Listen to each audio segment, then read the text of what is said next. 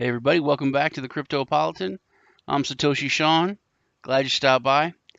Today, on the 17th of May, we have a few things to go over. I might end up doing 2 episodes today. Um, but before I get into it, like I said, thanks for stopping by. If it's your first time here, please hit the subscribe button and the bell for notifications. Get a video out every day on the news. Sometimes too, especially if there's like a breaking story. Also, please crush the like button. It really helps us out. Let's jump into it and head over to the Cryptopolitan, where we have all your news easily accessible in different categories, whether it's Bitcoin news, altcoin news, industry, blockchain itself, events, and there's also coin analysis that's constantly updated for all the main cryptocurrencies. All right. Next, we go over Bitcoin mining. One of the reasons is because I'm looking to get back into it. So I was checking some stuff out on it. I had, first off, if you're looking into cloud mining, don't do that. It's a scam. Just want to start that off. But if you are looking to get into mining, um, I mined last year. Mined Siacoin. I came in right at the end of the boom, so I made a little bit right before Sia shut it down and changed uh, the mining protocol so that all of the ASIC miners that people had bought that wasn't from the company they had partnered with were not any good anymore. Litecoin and well, Script, which is Litecoin and any script coin, and Bitcoin. But I shut all my miners off during the crypto winter because it wasn't profitable at all. However, with the recent changes in the market, it's looking like it's going to become profitable again. Also, there's a new generation of Bitcoin miners that are coming out, which are 7 nanometer miners. There's 3 different companies. Bitmain has kind of lost its stranglehold. It still has a big hold, but it's really lost kind of its stranglehold on the market, um, which is what this story is kind of about. Uh, there's Dragon something and another one that are coming out with these new 7 nanometer chips, ASIC chips, which is an application specific integrated chip for just mining.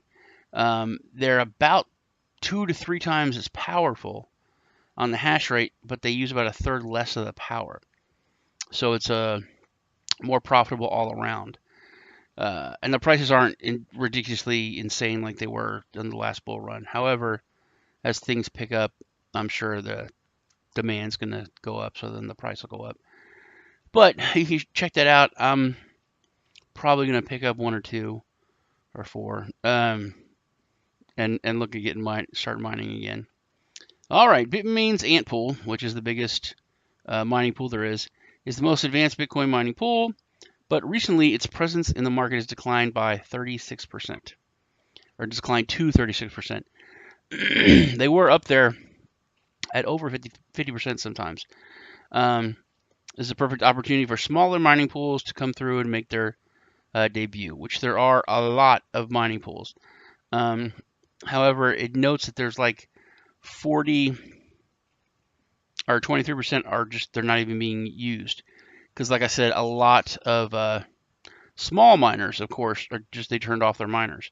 The electric usage was just more to mine. It was literally a better deal.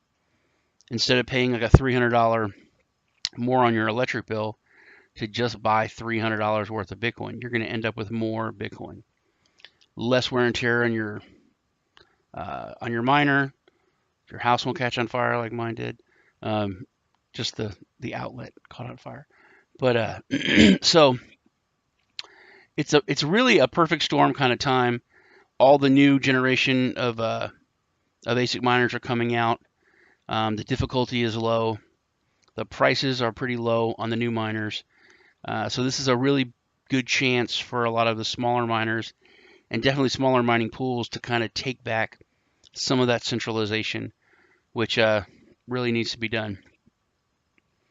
Speaking of centralization, I wasn't going to go into this other story, but I'll go into this one instead. Less than 400 people control 30% of Ethereum. Surprise. According to the reports, almost 30% of Ethereum's market is centralized. These whales and over 20% of Bitcoin. That's not a very big surprise. That centralization is not good. Um, the story also goes on, which is something that I thought about before even reading this, that most of these whales in Ethereum especially, they're only involved in about 7% of the total transactional activity. Because I think when you just look at this in a purely mathematical form, those whales are actually past ICOs and projects who made a buttload of money in Ethereum, and that's just sitting in their treasuries. That's one of the biggest things Ethereum has done. Is it started the ICO? That's what most people raise money on. So I think that's what these whales are. Is just these huge storehouses of Ethereum, and they're not using it because they are not trying to speculate or trade. They're trying, and they can't really. They took that money in for their project. It has to be used for the project. As far as Bitcoin, 20%, that's pretty much straight whales. But light at the end of the tunnel is with this new bull market coming and institutional money and more retail investors, the bigger the market cap, the more expensive the asset is, the less centralized it is, because the more money's in there, these whales, the definition of whale will have to get bigger and bigger and bigger. So somebody with $1 million, you're not going to be a whale anymore. You're going to have 20, 30, 40 million dollars. So those numbers are going to dwindle with adoption and with more money and people coming in.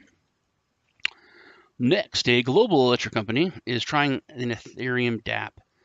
According to reports, EDF is collaborating with Ethereum to try out its decentralized application called iExec. The app is going to be used for launching EDFs and EDF's